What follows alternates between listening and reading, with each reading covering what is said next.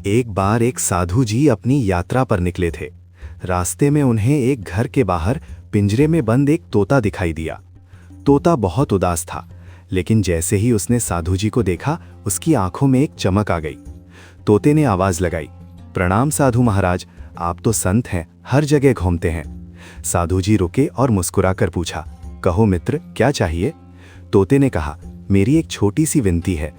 जब आप जंगल से गुजरें तो वहां मेरे भाई बंधु, मेरे साथी आज़ाद घूम रहे होंगे। उनसे बस इतना कह देना कि उनका एक साथी यहाँ पिंजरे में तड़प रहा है। वो आप सबको बहुत याद करता है। क्या उसके छूटने का कोई उपाय है?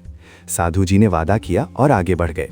कुछ दिनों बाद जब वे एक घने जंगल में पहुंचे तो उन्हें एक विशाल बरगद के पेड़ पर तोतों का एक बड़ा झुंड मिला। साधु जी ने ऊंची आवाज में तोते का संदेश सुनाया, हे पक्षियों, तुम्हारा एक मित्र शहर में कैद है। उसने तुम्हें राम राम भेजा है और पूछा है कि क्या उसकी रिहाई का कोई रास्ता है। जैसे ही साधु जी ने ये संदेश सुनाया, एक अजीब घटना हुई। झुंड में से एक बूढ़ा तोता अचानक कांपा और धड़ाम से पेड़ से नीचे गिरकर मर गया। साधु जी सन्न रह गए। उन्हें लगा कि शायद उस तोते को अपने साथी के दुख का गहरा सदमा लगा और उसके प्राण निकल गए। साधु जी भारी मन से अपनी यात्रा पूरी करके वापस लौटे। वो उस पिंजरे वाले तोते से नजरें नहीं मिला पा रहे थे। तोते ने उत्सुकता से पूछा, महाराज, क्या मेरे साथियों ने कोई जवाब दिया? साधु जी ने दुखी होकर कहा, मित्र, मैं शर्मिंदा हूँ। मैंने जैसे ही तुम्हारा संदेश सुनाया, तुम्हारे गम में तुम्हारा एक साथी पेड़ से गिरकर मर गया। ये सुनते ही पिंजरे वाले तोते ने भी एक लंबी सांस ली।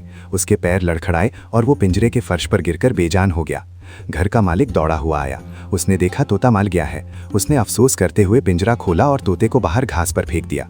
फेंकते ही तोता फुर से उड़ा और सामने नीम की डाल पर जा बैठा। साधु जी हैरान रह गए।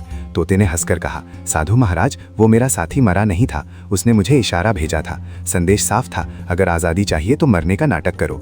साधु जी मुस्कुराए और समझ गए कि बल से बड़ी बुद्धि होती है।